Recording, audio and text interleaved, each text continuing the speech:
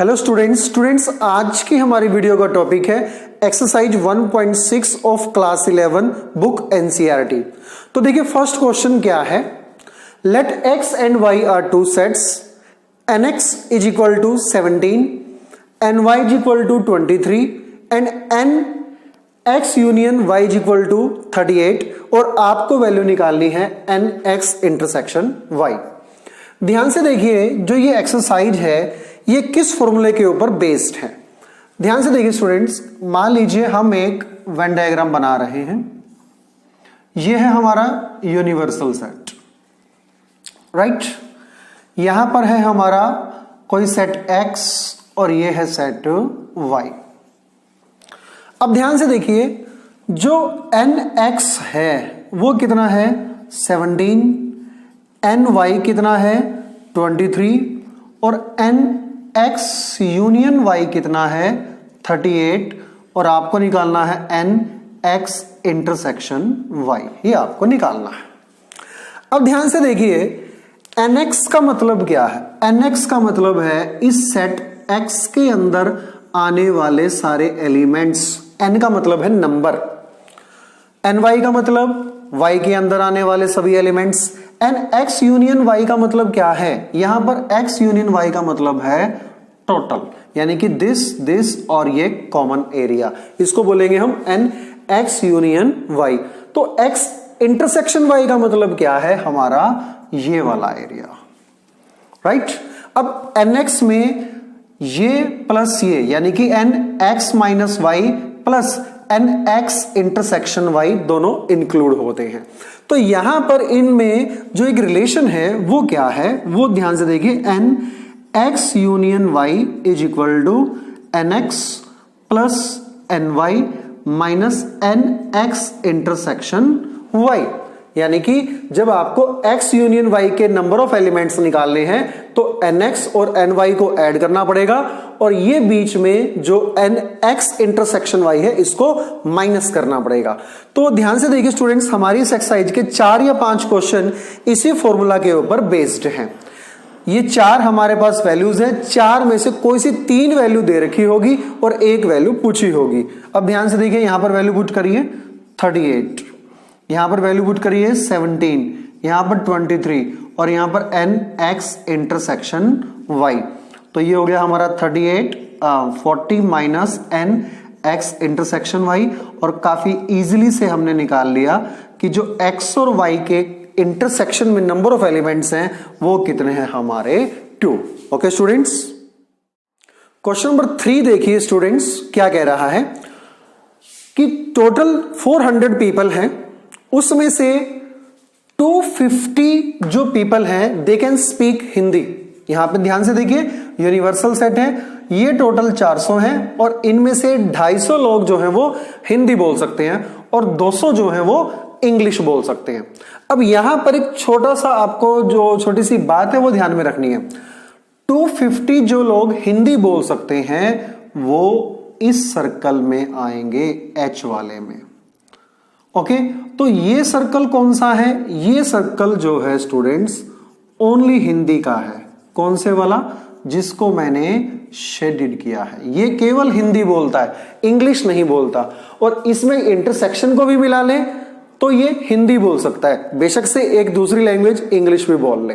और ये वाला जो सर्कल है जो इस साइड है ये क्या है, हमारा ओनली इंग्लिश है। हालांकि ये इस क्वेश्चन में नहीं है लेकिन आपको डिफरेंस का पता होना चाहिए। अब ध्यान से देखिए टोटल पर्संस कितने हैं, H यूनियन E ये है 400, NH हिंदी बोलने वाले कितने हैं 250, NE ये कितने हैं 200 और हमको फाइंड आउट क्या करना है, वो पर्संस जो दोनों ही लैंग्वेज का मतलब क्या है, हिंदी और इंग्लिश जो दोनों बोल सकते हैं। फॉर्मूला आपके पास है, जस्ट पुट द वैल्यू। ये है हमारा 400, ये है हमारा 250, ये है 200 और ये है हमारा फाइंड आउट करना है आपको तो E इंटरसेक्शन H। तो ये 400 is equal to 450 minus N E intersection H। तो यहां से हमारी एन ई इंटरसेक्शन एच कितनी आ जाएगी 50, यानी कि वो लोग जो दोनों ही लैंग्वेज बोलते हैं इंग्लिश एंड हिंदी, उनकी नंबर्स कितनी होगी 50 होगी। क्वेश्चन नंबर 4 स्टूडेंट्स आप खुद कर सकते हैं, काफी इजी है। क्वेश्चन नंबर 5 को देखिए, क्या कह रहा है कि x and y are two sets, जिसमें x के जो नंबर ऑफ एलिमेंट्स हैं वो है 40 और x यूनियन y के 60 है और n यानी कि number of elements in x intersection y के 10 है। आपको बताना है y के जो नंबर ऑफ एलिमेंट्स हैं वो कितने हैं। अब ध्यान से देखिए, सबसे पहले तो हम फॉर्मूला राइट कर लेते हैं, n x union y is equal to nx plus ny minus nx intersection y। अब जो जो वैल्यूज गिवन है उसको पुट करिए। सबसे पहले क्या कह रहे हैं, x has 40 elements, it means number of elements in x is 40। x union y has 60 elements, it means this value is 60। x intersection y में जो नंबर ऑफ एलिमेंट्स है वो कितने हैं 10, और आपको बताना है कि जो y सेट है हमारा उसके अंदर कितने एलिमेंट्स होंगे, यानी कि ny को फाइंड आउट करना है।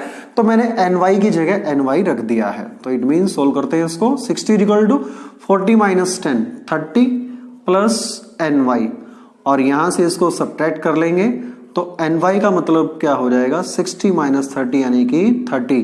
तो कहने का मतलब है कि जो सेट y है उसमें हमारे कितने एलिमेंट्स हैं 30 एलिमेंट्स हैं। तो ये था हमारा क्वेश्चन नंबर 5। नेक्स्ट देखिए students, question number 6 very very important question is that, क्या कह रहा है, in a group of 70 people 37 like coffee 52 like tea, ठीक है student, and each of the person like at least one of the two drinks, कि हर व्यक्ति को कम से कम एक ड्रिंक पसंद है, चाहे वो कॉफी हो चाहे वो चाय हो या दोनों हो। ये मतलब है, यानी कि कोई भी पर्सन ऐसा नहीं है जो कुछ भी ना पीता हो, एक तो ड्रिंक कम से कम लेता ही लेता है वो। और आपको बताना है उन पर्सन्स की काउंटिंग जो दोनों पीते हैं, यानी कि कॉफी भी और चाय भी। अब ध्यान से देखिए स्टूडेंट, सबसे पहले मैं कंसीडर कर रहा हूं let C be the number of people who like coffee, who like coffee, and let T be the number of people who like tea, right? अब अगर हम इसका एक छोटा सा वेन डायग्राम बनाएं तो ये वेन डायग्राम क्या कहता है, सबसे पहले ये क्या होगा यूनिवर्सल सेट। अब टोटल नंबर ऑफ पर्संस कितने थे 70, टोटल नंबर ऑफ पर्संस कितने थे 70, यानी कि n C union T, coffee union tea, वो कितने थे हमारे 70। तो ध्यान से देखिए, उसके बाद जो लोग कॉफी पीते थे वो कितने थे 37, और जो पर्सन चाय पीते थे वो कितने थे 52। अब हम इनको वेन डायग्राम में रिप्रेजेंट करते हैं। देखो यूनियन की बात है तो सबसे पहले यहां पर एक सेट बनाते हैं हम सी के लिए, सी फॉर कॉफी, और यहां पर बना रहे हैं टी, टी फॉर टी। अब कॉफी कितनी पीते हैं 37, मतलब ये और ये दोनों मिलाकर के कितना है 37, और टी का मतलब है ये और ये दोनों मिलाकर के कितना है 52। आपको बताना है कि दोनों कितने पीते हैं, यानी कि जो कॉमन एरिया है वो आपको बताना है।